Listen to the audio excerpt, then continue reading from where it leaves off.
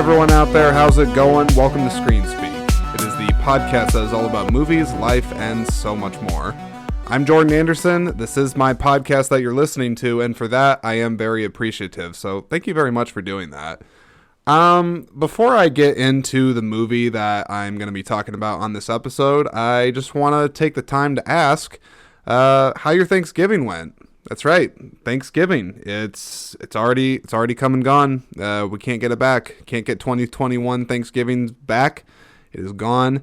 But I hope it went well. And now it's November 26th, 2021, which means Black Friday. I don't know why I said it like that. I'm actually not even sure why it's called that. I'm not going to look it up. Sometimes I do that when I'm curious about things. I'm like, why is it called that?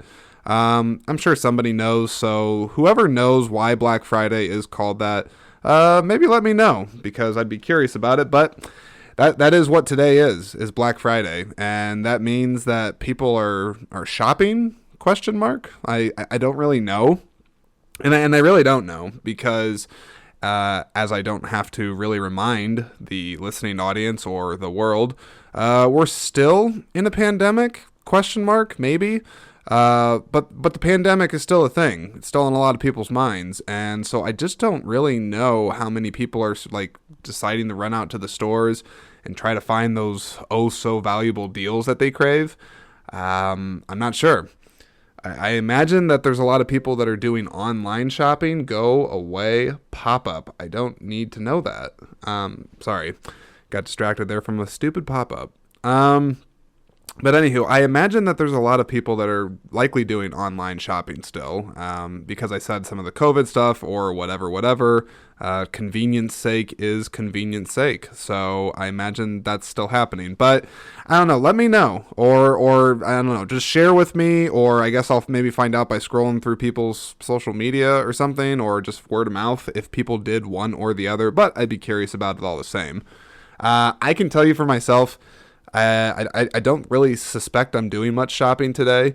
If I see something that I absolutely have to have, which now that I'm a grown adult that is able to have a job and pay for things themselves, I just don't really do that much. Because if I want something, I can just, I can buy it, assuming I have the money. I mean, we can't just buy everything that we want to have. Like, I can't just look at a yacht online and be like, you know what? That sounds good. Let's go ahead and do that. And I just realized that there's a comedian that has a really famous bit about a yacht and online shopping. I think it's Tom Segura, from his Completely Normal special in 2011. Somebody can fact check me on that, but I think that is where I'm trying to draw that comparison from. But who cares? It doesn't matter. I didn't mean to talk so much about the shopping. I was more actually curious just to talk about Thanksgiving. I thought I should give some quick thoughts on that before I talk about the movie. And then, of course, I'd like to hear about your Thanksgiving, if you would like to message the Instagram. And actually, with that, why don't I go ahead and get the plugs out of the way, right? Might as well get the plugs out of the way. I usually do it right away, right in the intro, but I'll do it right now. If you haven't done so already, follow, I don't know why I can't say it right, follow ScreenSpeak or download episodes of it on Spotify, Apple Podcasts, Google Podcasts, or wherever you get your podcasts. Please go ahead and do that. It's really helping to grow the podcast and the audience that this thing is able to reach. So the more follows I get, the more content that's going to be able to come about, and hopefully the more guests I'm going to be able to get on this, because that would really be spectacular to have. So please follow and download ScreenSpeak on wherever you're listening to it at. And if you haven't done so already, go to God, I don't know what that was. Go to the Instagram account. That's what I'm trying to say. Go to the Instagram account, look up at ScreenSpeak Podcast, and go ahead and follow it on there. I post movie-related content on there from time to time, and it's also a way for me to communicate with you, the audience. So please go ahead and do that. And if you ever do comment on something on that, I will respond. And I really will, and I do mean that, because I don't have a massive audience right now, but that's impossible for me to manage. So I promise, if you go on there, you're going to get my comments on there if you say something. So please go ahead and do that. But anywho, let's talk about Thanksgiving just for a minute. Thanksgiving was nice. I'll say it. I think it was pretty nice. I got to do a 5K. A 5K, it's known as a turkey trot around here. I don't think it's exclusive to where I'm from. I think there's other cities that do it. But I got to do a turkey trot, and it was cold. I did it with a friend of mine that is, he does not live around here, but he's from here, and he doesn't really get around town here that much, so it was nice to see him. I hadn't seen him for, I don't know, like two or 3 years or something like that. So it had been a while, but it was nice. And I finished the run actually at a really, really brisk pace, I think. Considering it was really cold and whatnot, I was actually impressed with the time I did. I finished at about 27 minutes or so, which, I mean, that's pretty good for me. And I know it's just a 5K. It's not like a marathon or anything like that.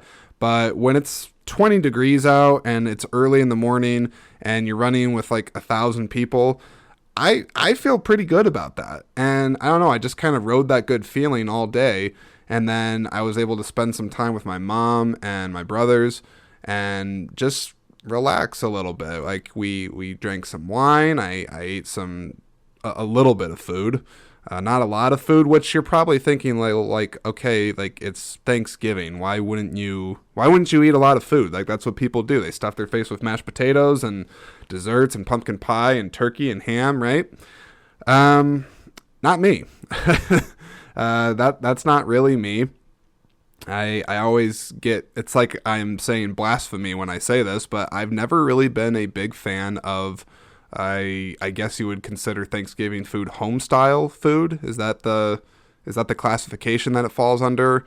I'm not really sure, but whatever it is, where it's like mashed potatoes, baked potatoes, green beans, casseroles, I don't know, foods like that. I've never really been a big fan, and I'm still not to this day. But, well, what I guess I'm trying to get at with that is that I am usually the person at the Thanksgiving table that has very little on their plate. And sometimes it's a weird thing, because if there's a lot of people that brought different dishes, sometimes people can make you feel uncomfortable on that, or like they can take it personally that like you're like, I don't want to eat their food or something like that. And I promise you, it has never been done out of that intention. It is never personal. I just know what I like and I know what I don't like. And it's not that I'm not willing to try new things, because if there is something there and someone really does want me to try it, I'll go ahead and do it. But I mean, I'm 30 years old. I've had some time to eat. I've had some time to figure it out, right? So I know what I like, and just don't take it the wrong way. I don't like a lot of Thanksgiving food. If I ever have a family of my own one day and get to host it, I'm going to really try to push for non-traditional foods. I'm sure other people around America are probably eating stuff besides just turkey and ham and rolls and whatnot. There's probably other people that do it, and it's fine for them, right? Or maybe, I don't know. Is it blasphemous to say that people could have Thanksgiving without those essential foods, or what are considered essential? Not by me, but it seems by the mass population here in the United States. Turkey, rolls, and all that traditional home-style food is a Thanksgiving staple in this country, and to do anything but means that you're terrible or something like that. Or I don't even know if I'm thinking about that right, but whatever. Let me know. Point is, it was a nice Thanksgiving. I was happy with it, and it was good to be able to spend some time with family that I care a lot about. So that is that. But with that said, and I just realized I've been talking for almost 10 minutes about just personal stuff and nonsense and Black Friday and food and Thanksgiving and all this stuff. Not that that's not interesting, but I want to go ahead and get into the movie, because this is one that I actually watched recently, and it actually is a relatively recent-ish release. And it's one that I remember people talking about it when it came out, at least like for its technical feats that it accomplished, but I never really heard a lot of people just get into the actual movie itself, even though I'm sure there's a lot of reviews out there. But in any case, I would like to go ahead and remedy that, at least on this podcast, and give it some give it some attention, and that is the movie 1917. So 1917, this got released on December 25th, which, if I'm not mistaken, I think that means Christmas, right? And I realize I sound like such an idiot. I'm asking what date Christmas falls under. I mean, I think, it doesn't change. Like the Christmas day, so the Christmas date doesn't change. So yeah, it was released December 25th of 2019. And I'm going to read the synopsis here because this is actually a movie I own. And it's actually one that I own on 4K, which is what I watched it on recently. So let me go ahead and read the synopsis here, and then I'll actually start getting into it. Okay. At the height of the First World War, two young British soldiers, Schofield, which is played by George McKay, and Blake, which is played by Dean Charles Chapman, are given a seemingly impossible mission that involves a race against time. And in this race against time, they must cross enemy territory and deliver a message that will stop a deadly attack on hundreds of soldiers, Blake's own brother possibly being among them. So that's the story, and it's a relatively simple story, which I will get into that in a moment, but just a little bit more about the people involved in the movie itself. So Sam Mendes, he is the director of this movie. He is most recently famous for directing Skyfall, Spectre, two James Bond movies. He also directed American Beauty, directed Jarhead. He is a very talented director. And I would definitely say I'm a fan of a lot of his movies. But he's a very good director, and he got to work with the legendary cinematographer Roger Deakins on this, and Deakins' resume should speak for itself. I just know, a few off the top: Sicario, Shawshank Redemption, Blade Runner 2049, of course, this 1917. The guy has done an extensive amount of work, and there's much more than just those few titles I'm mentioning, but he is arguably the greatest living cinematographer in the movie industry to date.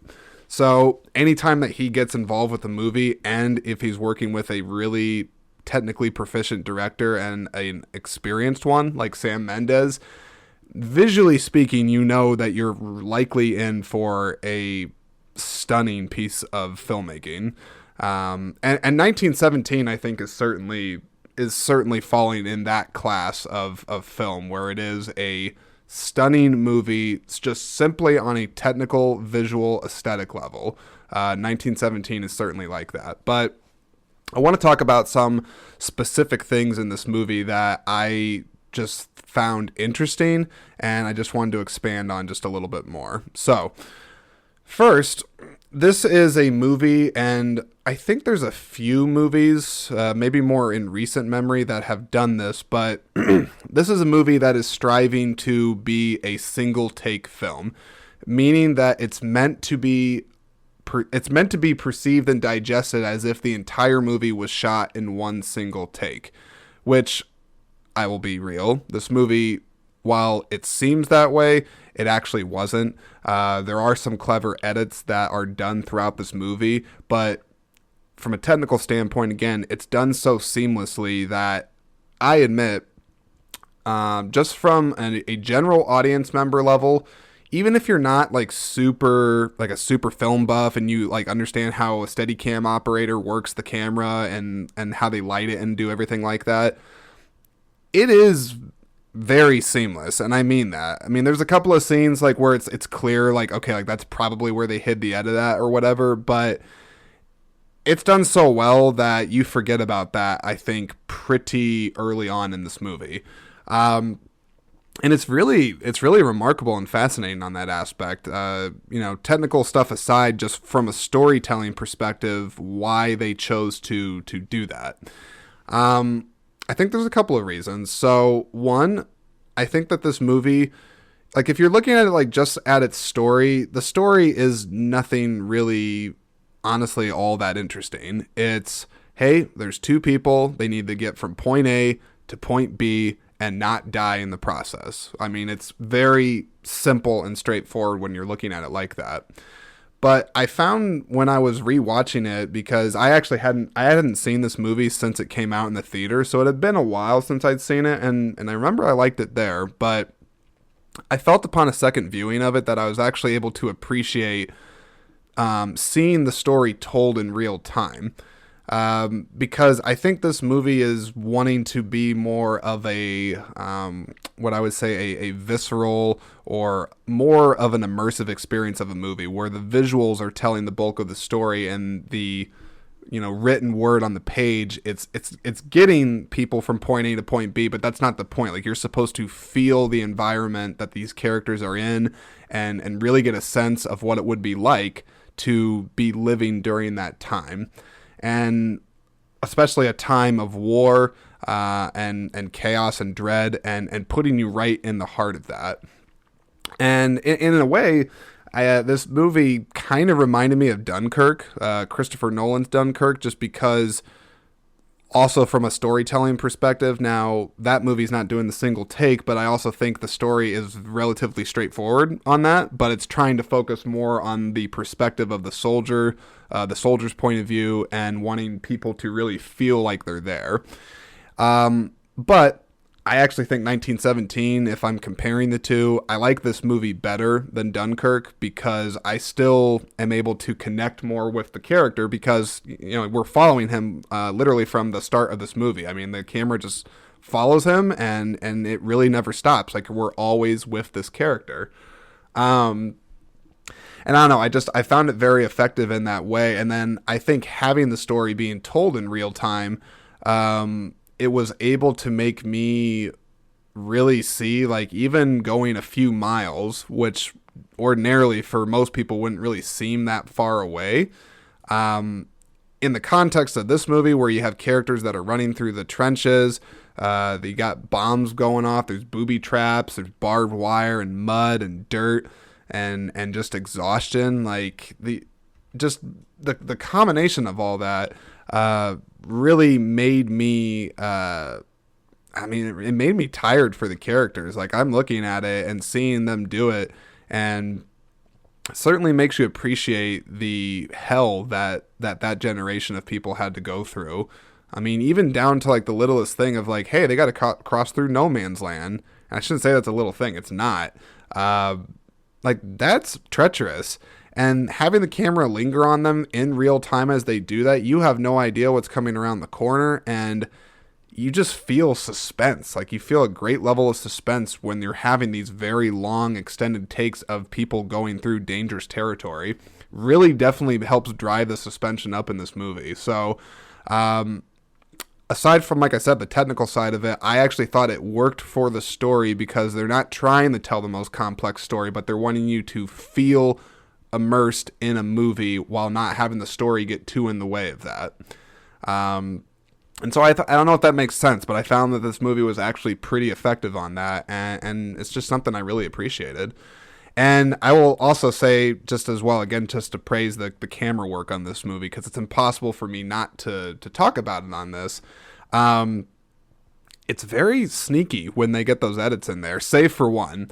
There is one, which it's in the trailer, I'm not really spoiling it. There's a moment where Schofield, George McKay, gets thrown back, and he falls backward on these steps, and the camera just kind of cuts to black. Now, that one's a pretty obvious one. You could clearly see, like, okay, screen goes to black, now it's a new scene. That makes sense. But for the most part, it's interesting. Like, the camera would hide an edit by, like, going behind a rock, or I don't know, maybe like, it just, like, the way it would like turn around a corner, take its time. Like, you could tell, like, I sound like such an idiot, but there are some very good edits and sneaky edits at that in this movie. So I just wanted to say that, so that people could get the appreciation for it right out of the way. So I want to talk about the cast now in this movie. Because they are worth talking about. Again, I've been saying over and over again that all the technical stuff is great, but the acting that is displayed on screen here is quite good.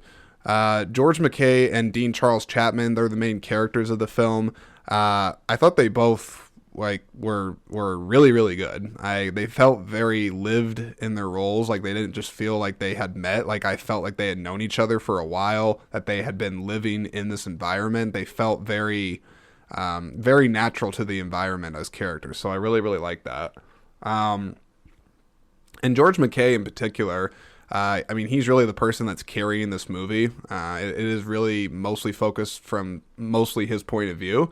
And I hadn't seen this guy in anything else other than the Viggo Mortensen movie, Captain Fantastic. That's a smaller independent film. He plays one of Viggo Mortensen's kids. Like, they're like this hippie family that lives out in the woods. It's actually a heartfelt and sweet movie. If you haven't seen Captain Fantastic, give that a shot. But so that's the only thing I'd seen him in. I never seen him on a movie of this scale and magnitude, but he really sold a lot of the scenes he did, and he had some tough scenes to deal with and get through. And I really, really liked him in this movie.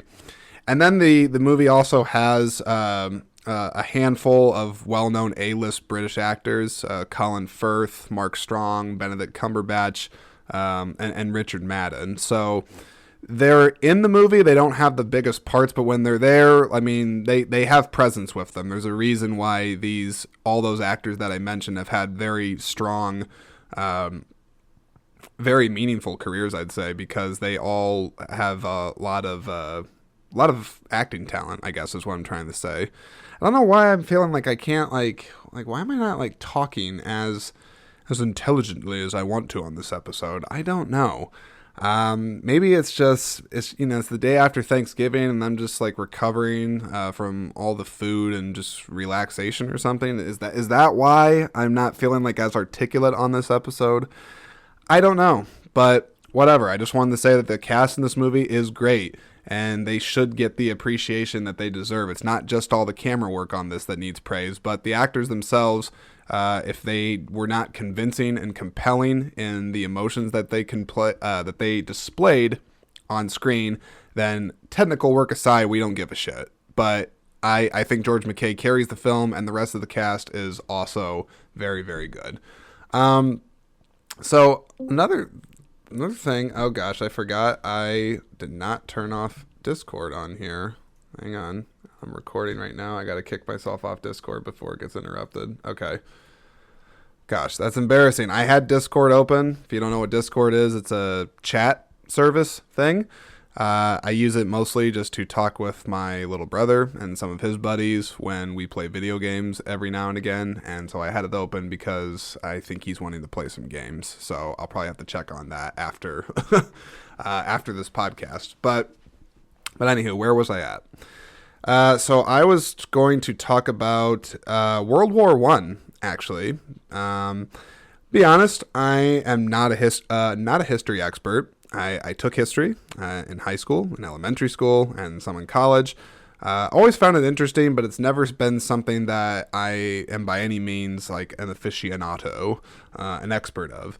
But when it comes to World War I, between World War I and World War II, I feel like World War I, there's actually less known about it because it's like over a century old. It's so old that I don't think anybody is alive from it now. I think enough time has passed that anybody that was there is likely passed away now, just because it's just been so long. But I don't know, just between the two wars, World War II, I feel like has had more films made about it, like for sure. It's not to say that there hasn't been any good World War I movies, but I just don't see as many of them. So anytime I see something of this scale that is getting made and is going to be given attention to World War I, I'm actually always really taken and interested with it, because World War I's actually, it's really interesting if you look into it a little bit. So I'm going to read a little bit of content here that I just found from doing some brief research on here. This is actually from history.com if you want to know where the source is. But I wanted to read just this first paragraph about World War I because I just find from even just it being summarized, there's some interesting takeaways here. So, World War I, also known as the Great War, it began in 1914 after the assassination of Archduke Franz Ferdinand of Austria. His murder catapulted into a war across Europe that lasted until 1918. And during the conflict, Germany, Austria, Hungary, Bulgaria, and the Ottoman Empire, otherwise known as the Central Powers, they were fighting against Great Britain, France, Russia, Italy, Romania, Japan, and the United States, all known as the Allied Powers. And thanks to the new military technologies and horrors of trench warfare, which that is absolutely horrific, and I think 1917 does a really good job of showing how much it would suck to be in those trenches. But anyway, so thanks to the new military technologies and the horrors of trench warfare, World War I saw unprecedented levels of carnage and destruction. And by the time the war was over and the Allied powers claimed victory, more than 16 million people, soldiers and civilians alike, were dead. Like, let that sink in. Let that sink in for a moment. 16 million. And that's just documented. Who knows if that number is even fully correct. Dead. I don't know. It's like really hard to fully even digest hearing that many people died in the war. Like I said, like this reaction I have right now of being speechless, that's about where that leaves me at. And I think it's just because, like, when I'm thinking about war in general, most of the times I think war is a complete waste of time and it's senseless and it's not the most intelligent solution to solving a conflict between one nation and another. It's horrible.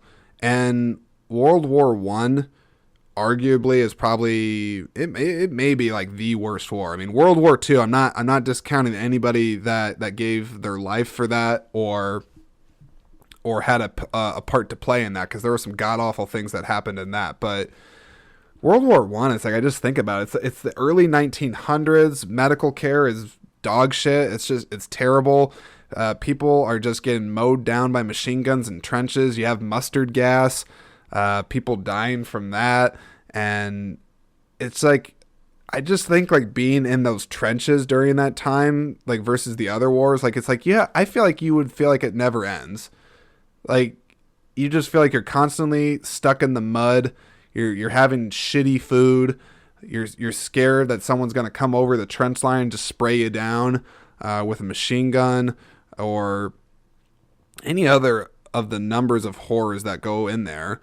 I don't know. I mean, they call it the Great War, and it is the first World War, and hopefully World War I and World War II are it, because, oh my God, it's horrific. It's horrific what war does, and especially those wars. I have the utmost respect for people that were fighting during that. I don't know. I don't think you can ever fully relate to it unless you were in it. I can't even pretend to know that. Like, I've had a few family members that have had military experience, but nothing that I can tell that touches back to that side of history. I'm not even actually sure. I don't really know a lot about my ancestry. I know that I'm mostly German, as far as I can tell. On my mom's side of the family, we have a lot of Germans, I think. And then on my dad's side, there's a lot of Irish. But I never really have been able to do, like, a bunch of ancestry to go back and determine where my lineage truly is. And I guess I'll be honest, on the German side, it worries me, because if we're Germans, well, I don't know. I don't think I had any Nazis in the family. Like, I hope not, but I don't know. Like, my last name's Anderson. Okay. I'm Jordan Anderson. That is a very basic, bland name. And unless I had someone in the family that is, like, an excellent record keeper and is keeping all the stuff intact, there's a lot that I think has just been lost in my family when it comes to this stuff. So I don't know. I hope not, but if I ever do get to find out, and I find out that our family did do stuff like that, Well, I guess I would just try to learn as much as I can from it and be like, okay, like let's never repeat that again. Like that is horrible, horrible, horrible, horrible.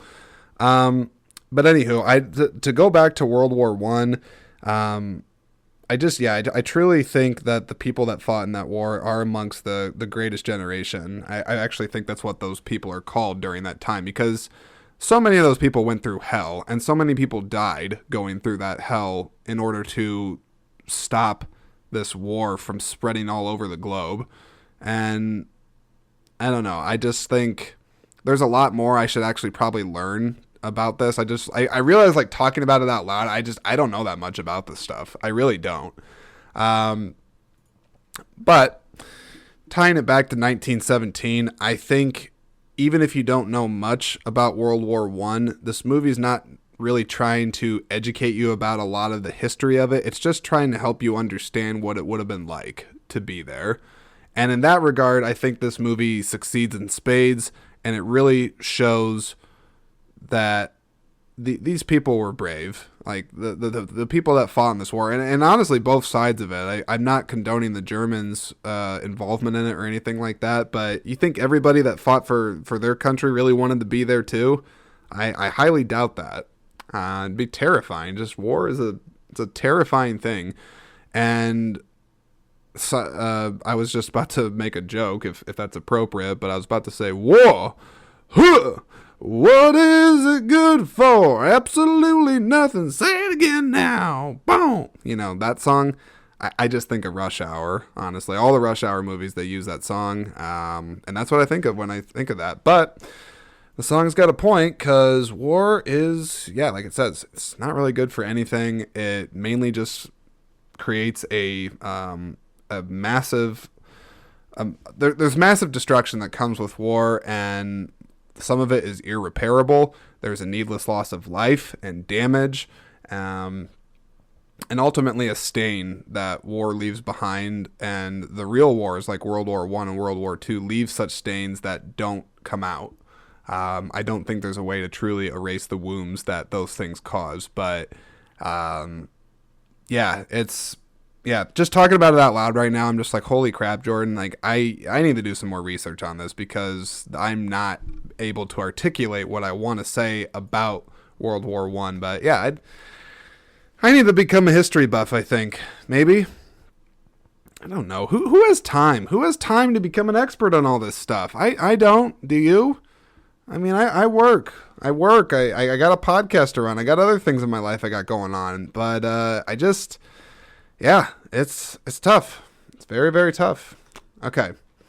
A couple other things I want to touch on for this movie. So some people, I imagine, when they're watching this movie, would likely say, okay, I really appreciate a lot of the camera work that's at display here, but hang on here. I'm just grabbing a sip of water. Thank you. I'm sure there's a number of people that would just appreciate all the technical things, but are like, okay, but there's like hardly anything for a story here, so this is a little too simple for my taste. It's kind of like a video game, just get from point A to point B and don't die. I'm a little bored. Now, if you think that when you watch this movie, I mean, I get it. I'm not going to act like this is the most rewatchable movie on the planet, but and maybe I've already touched on this, so I'm probably just beating a broken record. Is that the expression? Not really sure. Despite it being a simple story, the visuals really are what you're there for in a movie like this. And if this movie's intention is to just make me feel like I'm in World War I and I'm following these characters as they survive or don't survive, I won't spoil which ones do or which ones don't, but it's a war movie, so guess what? Not everybody's going to live. Then I think the movie succeeds. But yes, I will admit this movie could stand to have a bit more character development than what was there, even though I don't, again, think that that's what the movie's going for. So perhaps I'm just contradicting myself, because I keep saying I like the visuals and I like the visceral aspects of it, but I'm saying, it needs story.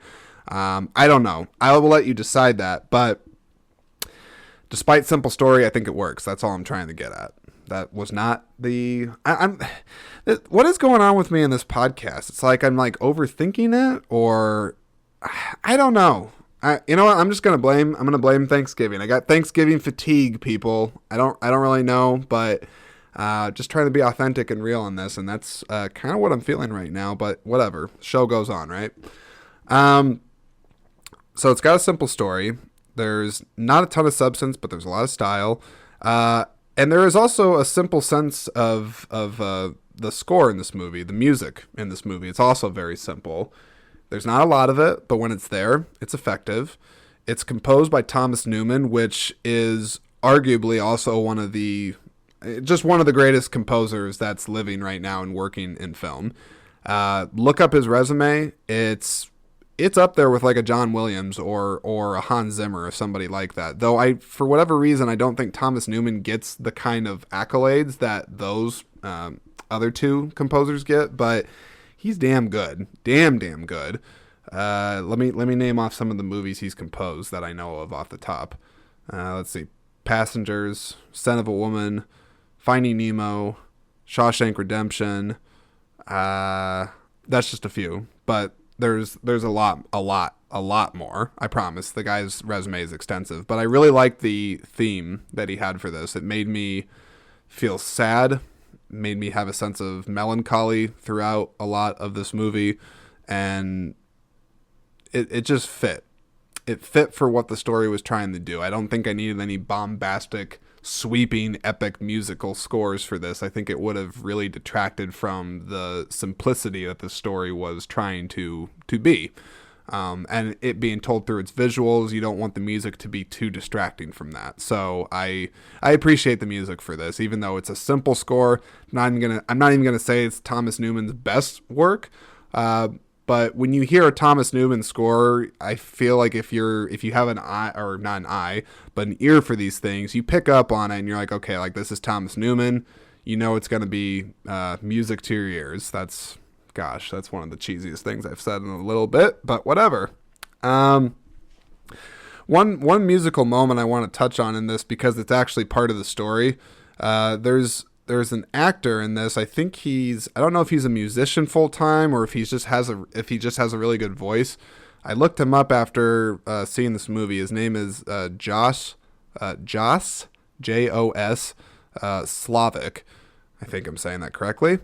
And he sings a rendition of this very old folk song, I Am a Poor Wayfaring Stranger, or just Wayfaring Stranger.